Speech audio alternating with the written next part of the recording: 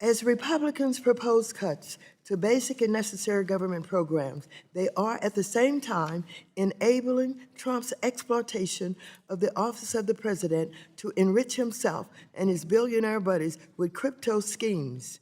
This amendment ensures that the Financial Stability Oversight Council can investigate the president and other government officials who are financially benefiting from their promotion of crypto products, which will inevitably cause harm to the country's financial stability.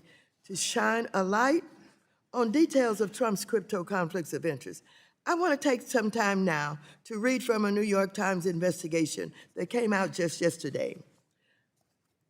World Liberty Financial has eviscerated the boundary between private enterprise and government policy in ways without precedent in modern American history.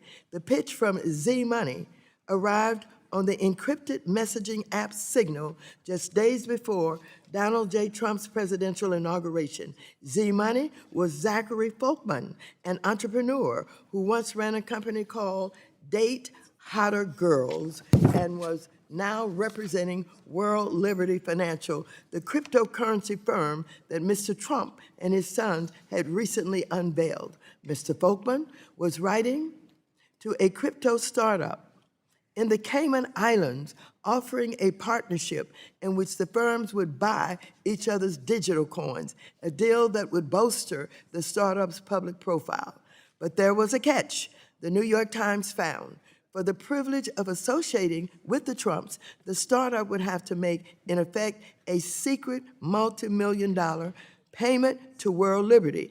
Everything we do gets a lot of exposure and credibility, Mr. Folkman wrote, asserting that other business partners had committed between $10 million and $30 million to World Liberty. The Cayman startup rejected the offer, as did several other firms that received a similar pitch from World Liberty, executives say. They considered the deal unethical, concluding that World Liberty was essentially selling an endorsement and hiding the arrangement from the public. World Liberty's executives, who have maintained that they did nothing improper, were undeterred. They successfully pitched similar deals to other firms while also marketing their coin to buyers around the world, reaping more than $550 million in sales with a large cut earmarked for the president's family. Mr. Trump's return to the White House has opened lucrative new pathways for him to cash in on his power, whether through social media company or new overseas real estate deals. But none of the Trump family's other business endeavors pose conflicts of interest that compare to those that have emerged since the birth of World Liberty. The firm, largely owned by a Trump family corporate entity, has erased centuries of old presidential norms, eviscerating the boundary between private enterprise and government policy in a manner without precedent in modern American history. Mr. Trump is not only a major crypto dealer, he is also the industry's top policymaker. So far, in his second term, Mr. Trump has leveraged his presidential powers in ways that has benefited the industry, and in some cases, his own company, even though he has spent years deriding crypto as a haven for drug dealers and scammers. He has filled his administration with sympathizers to the crypto cause, including by appointing a former advisor to industry players as chairman of the Securities and Exchange Commission. In addition, the Justice Department recently disbanded a crypto crimes task force, continuing a broader unwinding of Baton area scrutiny of the industry. A Times examination of World Liberty's rapid ascent from fledgling startup to international force and Mr. Trump's conversion from crypto skeptic to industry cheerleader highlights the range of conflicts of interest trailing the company. World Liberty has directly benefited from Mr. Trump's official actions, such as his announcement of a federal crypto stockpile that would include a digital currency the firm has invested in. The president's announcement caused a temporary jump in the value of World Liberty's holdings. And so, Mr. Chairman and members, I read to you what is being now investigated, and I will continue as we go on in this committee. I yield back. Gentlewoman yields back. Who seeks recognition? The gentleman, does the gentleman from Oklahoma insist on his point of order? I withdraw my point of order. Gentleman withdraws his point of order. The gentleman from Wisconsin is recognized to strike the last word. Mr. Chairman, the purpose of the committee print is to address the budgetary matters for agencies within our jurisdiction. This amendment introduces unrelated policy matters to maintain our focus on strengthening the nation's financial stability. I urge my colleagues to vote no. Gentleman from Wisconsin yields back. Gentlewoman from Massachusetts. Yes, I seek recognition. Gentlewoman's recognized. Strike the last word. I yield to Ranking Member Waters.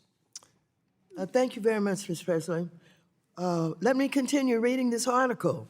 World Liberty has sold its cryptocurrency to investors abroad, including in Israel and Hong Kong, according to interviews and data obtained by the Times, establishing a new avenue for foreign business to try to curry favor with Mr. Trump. Several investors in World Liberty's coin managed firms that the federal government accused of wrongdoing. They include an executive whose fraud case was suspended after he invested millions of dollars in World Liberty. Other investors and business partners, some of whom haven't been publicly identified before, are looking to expand ways that they will require the Trump administration's approval. World Liberty proposed swapping cryptocurrency with at least 5 startups and often use the Trump name to solicit steep payments as part of the deals. Even in an industry with a disreputable history, the deals raise alarm among veteran executives. It's a black spot on our industry, said Andre Conje, a founder of Sonic Labs, a crypto firm that turned down World Liberty's pitch.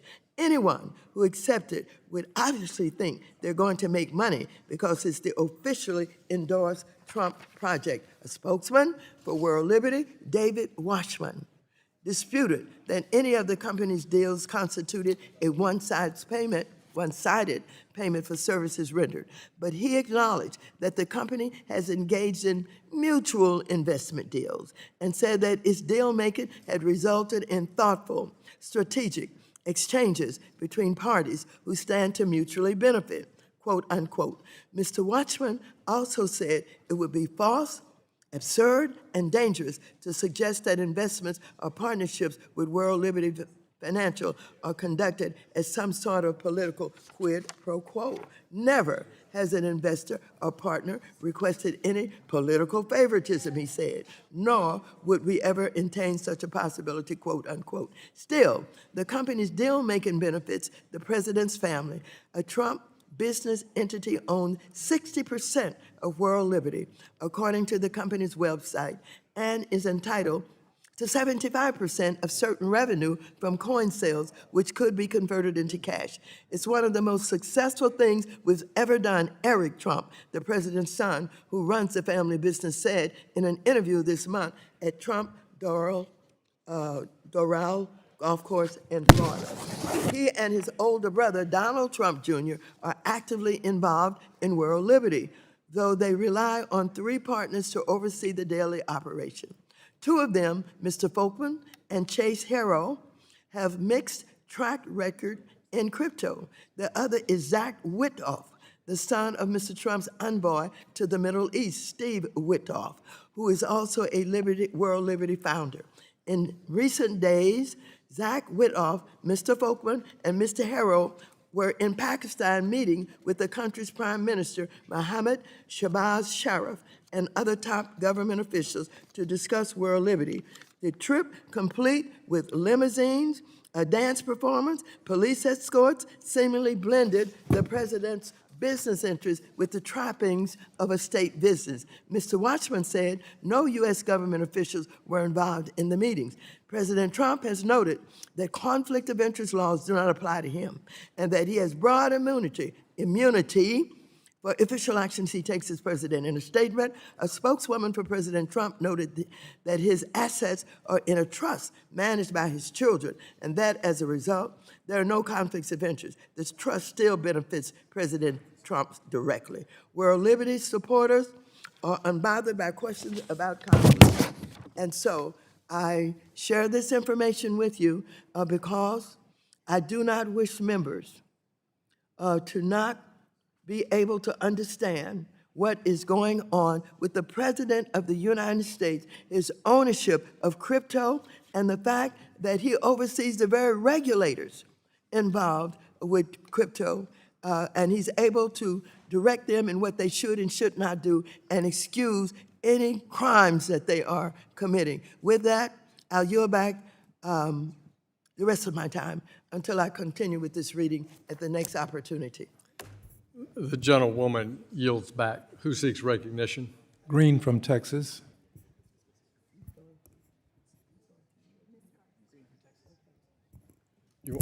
Yes. Ms. Garcia? Ms. Garcia, Texas, you recognize. Strike the last word. Thank you, Mr. Chairman, and I'm so happy that the ranking member is sharing the words that she is, and I think everyone should sit and listen and give her the courtesy of making her remarks. And with that, I yield the remainder of my time to the ranking member. Thank you very much, Ms. Garcia. Trump wants to make a lot of money in crypto. Konstantin Kuznetsov, a Russian citizen living in Miami, whose Gibraltar-based firm brought $1 million of World Liberties coins, said in an interview, and I quote, "We can join in this wave," quote unquote. As a businessman who made his name in the textile world of real estate, Donald Trump never aspired to build a digital coin empire. Indeed, at the end of his first term, remember, Mr. Trump turned to social media to express disdain for cryptocurrency. They are not money, quote, he warned. Their value is highly volatile and based on thin air, quote unquote. By last year, his views had begun to shift. His older sons had become enthusiastic crypto proponents after the January 6, 2021 attack on all of us in the Capitol effectively exiled the family business from the mainstream financial system. Quote, "We built and sold and held real estate forever. And for a long period of time, I had access to everyone in the world," Donald Trump explained in a live video appearance at a crypto conference in Washington last month, quote unquote. Quote, "All of a sudden, that became really difficult. And I sort of realized very quickly just how much discrimination there is in the ordinary financial markets," quote unquote. The change of heart also coincide with an influx of millions of dollars in campaign contributions from the crypto industry into the Trump reelection effort. Under the Biden administration, the industry had faced nearly 100 enforcement actions by the SEC, and crypto executives wanted a leader to champion their interests in Washington. During his campaign stumps, Mr. Trump's qualms about crypto appeared to completely vanish. At a Bitcoin conference in July, he vowed to turn the United States into the crypto capital of the planet, quote unquote. 2 months later, Mr. Trump completed his conversion, announcing that he and his sons would enter the crypto marketplace with a new venture called World Liberty Financial. Mr. Trump delivered the news in a live stream in his Mar-a-Lago estate in Florida, where he had gathered with Eric and Donald Jr., along with Mr. Hero and Mr. Folkman.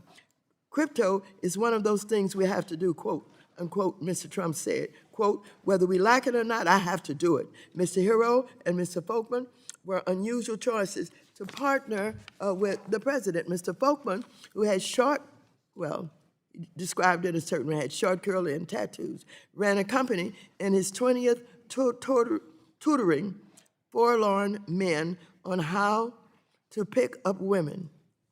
In numerous podcast appearances, Mr. Hero has recounted his life's redemption arc, describing a wild youth in which he was charged with marijuana possession and spent a couple of weeks in a Wisconsin jail. The two men had worked together for years, selling everything from cologne cleansers to get-rich-quick advice before pivoting to crypto with uneven results. In 2022, Mr. Hero urged a room full of crypto enthusiasts to invest in the currency Terra USD, calling it, quote, "one of the coolest assets in history." The coin imploded.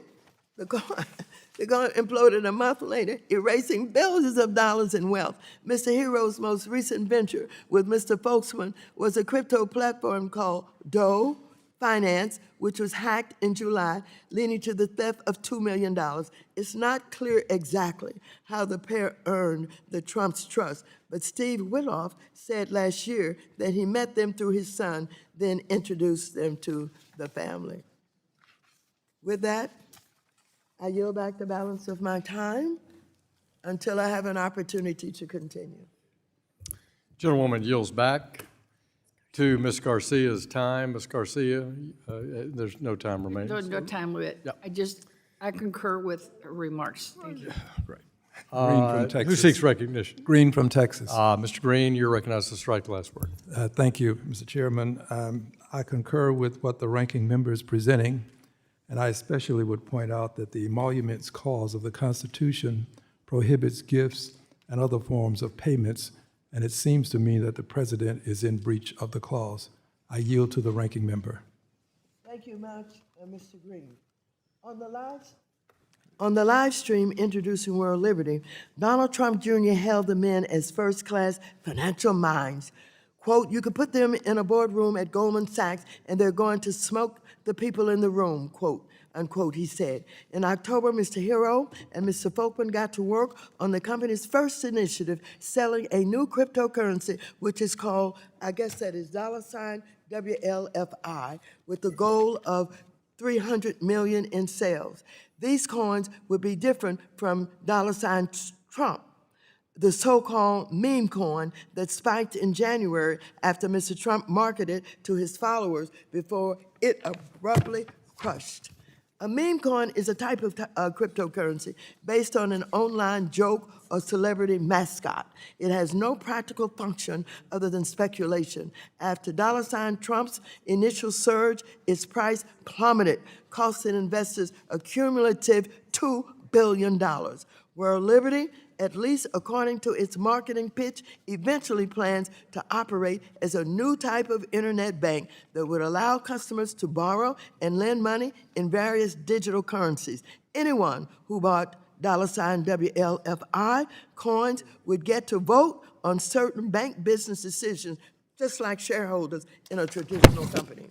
Mr. Trump was at the core of the pitch. The company published a 13-page gold paper that describes its mission and leadership team. On the cover was a portrait of Mr. Trump, styled to look as if gold paint had been splashed across the page. He would serve as the company's, quote, chief crypto advocate, the paper said, quote, unquote. When World Liberty launched, the Trump family and its affiliates were given 22 billion units of the crypto coins, a stash now worth at least 1.1 billion on paper, depending on the various prices used in recent sales.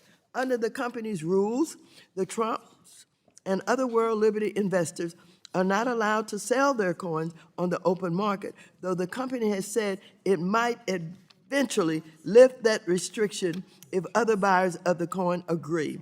Initially, there are few buyers. By the end of October, World Liberty had sold only 2.7 million worth of the coins, a tiny fraction of its goal. Election day was a game changer. A flood of investors with polls closed in most of America, and Mr. Trump, on his way to victory, the World Liberty account on X posted a celebratory message on November 5, quote, bring things on the horizon, quote, unquote. Soon, a surge of investment flowed into World Liberty's cryptocurrency. Most crypto purchases are recorded on a public ledger known as blockchain, with the buyers and sellers largely anonymous. But World Liberty has said it performs extensive checks on investors in its coin so it knows who they are. The blockchain is a publicly viewable ledger of all crypto transactions. Every time someone spends money with a digital coin, it shows up as an entry, allowing investigators to track the flow of funds. However, in most cases, The identities of the buyers and sellers are concealed behind strings of letters and numbers. An analysis performed for the Times by the forensics firm Nansen, drawing on crypto industry data, showed that many of the investors were based abroad in places like Singapore, South Korea, Hong Kong, and the United Arab Emirates. Federal law prevents foreigners from donating to presidential campaigns or inaugural funds, but World Liberty's coin sale offered a new legal way to back Mr. Trump. I yield back the balance of my time. Gentlewoman yields back to Mr. Green. Mr. Green, you have, I yield. gentleman yields back to the chair. Is there further debate? Dr. Foster?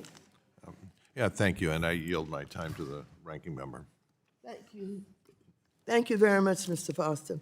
The reason for purchasing such a token was to support Trump's inauguration, as he was the first crypto-friendly president of the United States, quote, unquote, said Keir Law, Chief Strategy Officer at Arbiter Finance, a Hong Kong-based entity. Some investors, domestic and overseas, have managed firms that ran afoul of U.S. regulations. One was Yoni Asia, an Israeli who founded eToro, an online trading platform whose U.S. subsidiary reached a $1.5 million settlement with the SEC just last year for crypto-related violations. Troy Murray, a Puerto Rico-based investor who bought World Liberty's coin. Before that, he had helped create Bornbridge, which in late 2023 agreed to pay the SEC $1.7 million to settle his own crypto-related accusations. Since Mr. Trump took office, some World Liberty investors have pushed to government for regulatory approvals or poised to interact with the administration as they try to build or expand businesses in the United States. In March, Mr. Asia's company notified the SEC that it is intended to go public in the United States. DWF Labs, a crypto firm based in the United Arab Emirates, announced this month that it had brought $25 million of $WLFI and that it was opening a New York office. Our visibility in the U.S. has been increased, quote, because of this deal. Andrew Graychef, the managing partner of DWF Labs, said in an interview, "We would like to have direct dialogue with the policymakers," quote unquote. The crypto executive with perhaps the most to gain from his affiliation with World Liberty is Justin Sun, a Chinese billionaire who founded the crypto platform Tron, T-R-O-N. Mr. Sun gained global attention late last year when he spent $6.2 million at an art auction to buy a banana that had been duct taped to a wall. Not long after that, Mr. Sun made another headlong-grabbing maneuver. He spent $75 million on $WLF coins. The investment drew widespread criticism, given that Mr. Sun had a clear incentive to gain favor with the Trump White House. During the Biden administration, the SEC sued Mr. Sun, arguing that he had fraudulently inflated the price of a Tron cryptocurrency. Mr. Sun has denied the SEC's charges, and in a text message to the Times last year, he said his World Liberty investment was simply a vote of confidence in the Trump family's excellent project. In late February, the SEC asked a federal judge to halt proceedings in Mr. Sun's case. The agency said it was exploring a potential resolution, quote unquote. The judge granted the stay. Justin Sun gave World Liberty a big lift, but Mr. Trump's company wanted more money, much more. So World Liberty executives soon announced that what they called a transformative initiative, quote unquote, to partner with other crypto outfits and invest in their coins. The strategy, the executive said in February, would leverage World Liberty's growing clout to help their lesser-known partners. It's like taking care of your brother in the space, Mr. Harrow said in a crypto event in New York last month. But World Liberty's public pronouncements omitted a key aspect of his private pitch to several crypto startups. Executives at this country told the Times World Liberty wanted to sell its own coin, not just to invest in others. It was proposing a currency swap. I yield back. The gentlewoman yields back. Who seeks recognition? Dr. Foster, you have 46 seconds left. Well, you don't now, sorry. He yields back. Yield back. Who seeks recognition? Mr. Chairman, I move to strike the last word. Gentleman from Louisiana. I yield my time to the ranking member, Ms. Waters. Gentlewoman's yielded to from Mr. Fields. Thank you very much. I appreciate it, Mr. Fields. Here's the deal. World Liberty offered, according to executives at 3 crypto firms approached by the company, the startups would spend between $10 million and $30 million on a large chunk of World Liberty's coins. In return, World Liberty would buy a smaller amount of each startup's own cryptocurrency. World Liberty would keep the rest of the money for itself, a premium as high as 20%. World Liberty's purchase would signal to the market that Mr. Trump's firm had deemed the startups worthy of investment, but the market would have no way of knowing that World Liberty had been compensated for that endorsement. Some details of a similar pitch from World Liberty were previously reported by Blockworks, an industry news outlet. They kept telling us, and I quote, we're super close to Trump, said Mick Silagaji, the chief executive of EtherFi, a crypto startup that World Liberty approached.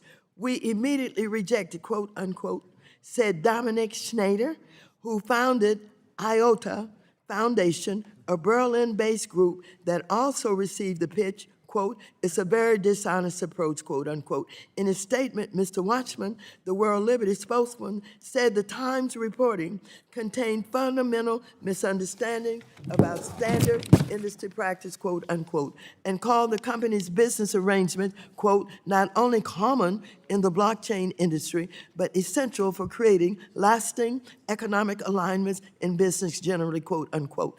Quote, these arrangements establish skin in the game for all parties, he added, quote unquote. The benefits of a partnership were enough to attract at least 5 crypto firms to strike other deals with World Liberty without disclosing details of the financial arrangement, the Times found. In one deal, the CUI Foundation, a U.S.-based group, announced that World Liberty would buy an unspecified amount of its cryptocurrency, prompting SUI's price to jump more than 10%. As part of the arrangement, the foundation was slated to receive World Liberty's coins in return, said 2 people familiar with the deal who requested to be anonymous to discuss private negotiations on World Liberty partnerships have shown how Mr. Trump is mixing his official role with his business. In December, the company announced that it would use technology designed by a startup based in Lisbon, Athena Labs. It also brought more than $5 million of Athena's cryptocurrency. One of Athena's investors is Arthur Hayes, a crypto entrepreneur who pled guilty to violating the Bank Secrecy Act in 2022 and was sentenced to 6 months of home detention. Last month, Mr. Trump granted Mr. Hayes a pardon. A spokesman who represents both Athena and Mr. Hayes declined to comment. Another World Liberty partner is Ondo Finance, a New York-based startup backed by Founders Fund, the conservative billionaire Peter Thiel's venture capital firm. World Liberty made its first purchase of Ondo's coins in December, buying more than 130,000 of them. The transaction, at least briefly, helped drive up the price of Ondo's coin, drawing headlines in crypto news sites celebrating World Liberty's bet. In January, Andono donated $1 million to Mr. Trump's inauguration, securing an invite to a candlelight dinner at the National Building Museum in Washington, where the guest list included several of Mr. Trump's cabinet nominees. Ando also helped sponsor an inauguration event called Crypto Ball soon after Donald Trump Jr. and World Liberty's management team were headlines at a conference Ando organized in New York. Quote, "This is a moment we aren't sure what's going to happen."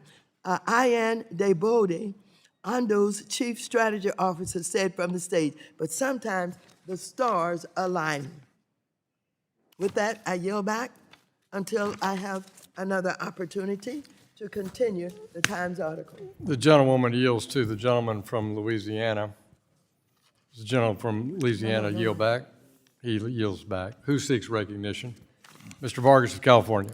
Thank you very much, Mr. Chair. I move to strike the last word. Gentleman's recognized. Thank you, Mr. Chair. I yield to the ranking member.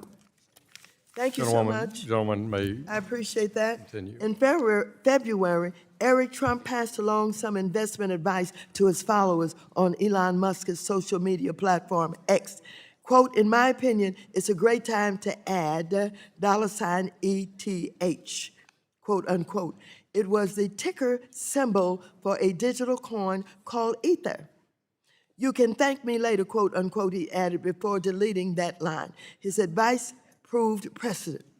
The next month, his father announced the creation of a U.S. crypto reserve, a Fort Knox-like repository of cryptocurrencies intended to help bolster the industry. Ether is the second most valuable cryptocurrency behind Bitcoin, worth about $1,800 at current prices. Many of the most influential crypto companies use the coin to conduct transactions and build financial applications. Mr. Trump's announcement included a list of digital currencies to go into the stock market. Along with Bitcoin, he included, is it Ether or Ether? Included Ether, saying it would be at the heart of the reserve. Ether's price surged more than 13%. The spike had an immediate beneficiary, World Liberty. Over the previous few months, the company had bought $240 million worth of Ether, according to Arham, a crypto data firm. The day the president announced the crypto reserve, the value of World Liberty's Ether stash rose by $33 million, assuming it had not sold any of its holdings. That gain was later lost as Ether declined in value. The same pattern, Mr. Trump making policy announcements or posting messages that intersected with World Liberty's business interests occurred again in March. In a video feed at a crypto conference in New York, Mr. Trump called on Congress to pass legislation governing stablecoins, a type of crypto designed to maintain a value of the dollar. Stablecoins are a type of cryptocurrency that maintain a constant price of $1. They differ from traditional digital currencies like Bitcoin, which constantly fluctuate in price, making them easier to use for certain types of transactions. Companies that issue stablecoins operate similar to banks. The issuers make money by taking deposits from investors, giving them coins in return, and then investing those depositors to generate a yield that the companies keep. Now, let me just say, both the Senate and the House have introduced bills that would make it easier for firms issuing stablecoins to operate in the United States. In his remarks last month, Mr. Trump said that the rise of stablecoins would expand the dominance of the U.S. dollar. A week later, World Liberty announced it was releasing its own stablecoin, USDI. Is that USD1 or I1? USD1. The future is here, and it is so bright. Zach Widoff wrote on X. Jordi Alexander, a crypto executive who helped World Liberty with its plans to launch its stablecoin, said in an interview that the company had already secured commitments of at least $1 billion from investors to buy stablecoin once it hits the market. The new venture will only compound World Liberty's ethical conflicts. The company plans to offer USD1 on a platform developed by Binance, a giant exchange that settled criminal charges with the Justice Department in 2023. This week, Mr. Widoff, Mr. Hero, Mr. Folkman met with Changpan Zhao, Binance's founder and former executive in Abu Dhabi.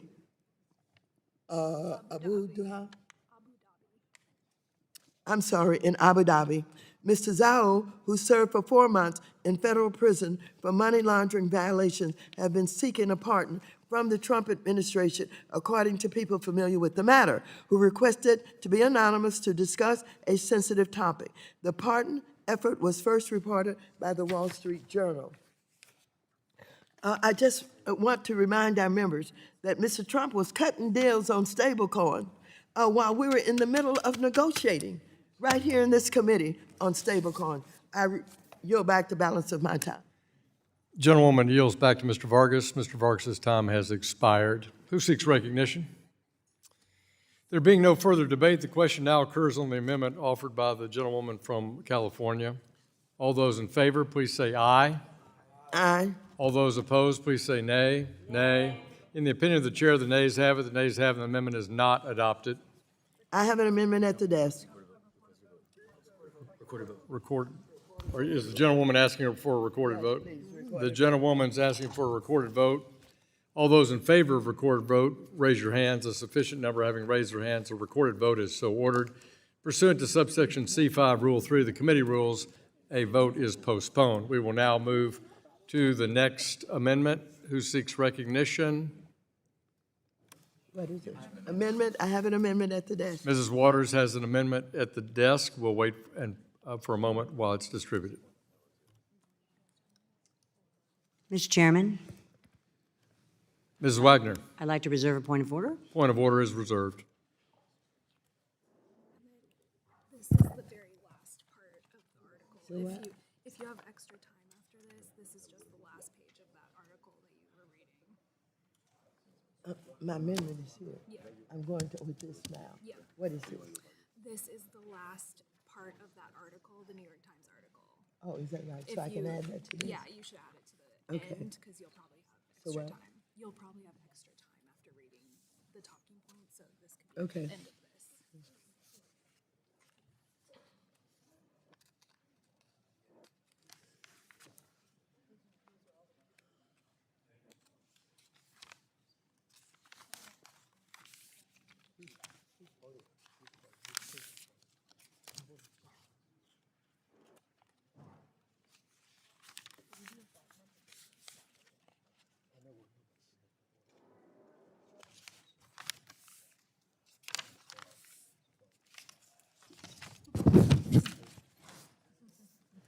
Clerk will report. An amendment to the amendment in the nature of a substitute to the committee print offered by Ms. Waters of California, designated as L02. This is her fifth amendment. Without objection, the amendment is considered read, and the gentlewoman is recognized to discuss her amendment. Thank you very much, Mr. Chairman. This amendment would ensure that the Financial Stability Oversight Council would access and monitor the risk to financial stability that would arise if the federal government required the use of a particular stablecoin or other crypto to enter into transactions with the government, including Trump's own crypto. Under this amendment, FSOC would also monitor risk arising from agencies' adoption of digital assets for internal operations and external deployment. Federal agencies carry out critical work to support vulnerable communities and consumers and should not be subject to the president's self-dealing and risky experimentation. For example, the Department of Housing and Urban Development supports over 5 million households nationwide through various programs, including assistance for renters with low and moderate incomes. The share of people in struggling households include children, seniors, and individuals with disability. HUD oversees billions in aid and tracks trillions in mortgages, all critical lifelines to vulnerable communities who rely on this help. In addition to the chaos Trump is wreaking upon on the economy. I'm deeply concerned about the unnecessary risk and volatility his administration is interjecting into HUD and other agencies. In the past, we've seen similar risks introduced in the housing market, which led to the 2008 housing crisis. According to recent reports, HUD is attempting to experiment with crypto in their operations, including by paying grantees in stablecoin or crypto. Experts have cautioned that Trump executive orders would allow alternatives to the dollar for taxes and other payments to the government. Now, Trump has his own stablecoin through his World Liberty Financial Project and his own meme coin that he is using to auction off special access to the White House. This leaves the door open for Trump to require the use of his stable coins and meme coins in order to pay taxes or enter into other arrangements with the government. This would be just another in a string of his administration's egregious conflicts of interest. So we must pass this amendment in order to ensure we're watching out for all of the risks present in these arrangements. And so the overlap between Mr. Trump's policy pronouncements and his business interests have alarmed congressional Democrats, who moved recently to amend the pending stablecoin legislation to bar the Trump family from issuing one. The amendment failed, and none of the concerns about world liberty have disrupted its momentum. Last month, Mr. Whittoff was among a group of executives invited to the White House for a first-of-its-kind industry summit. After the meeting, Mr. Whittoff posed a photograph on social media of him smiling inside the White House next to Mr. Hero and Mr. Folkman. And so, thank you, Mr. President, quote unquote, Mr. Whittoff wrote. With that, I yield back the balance of my time.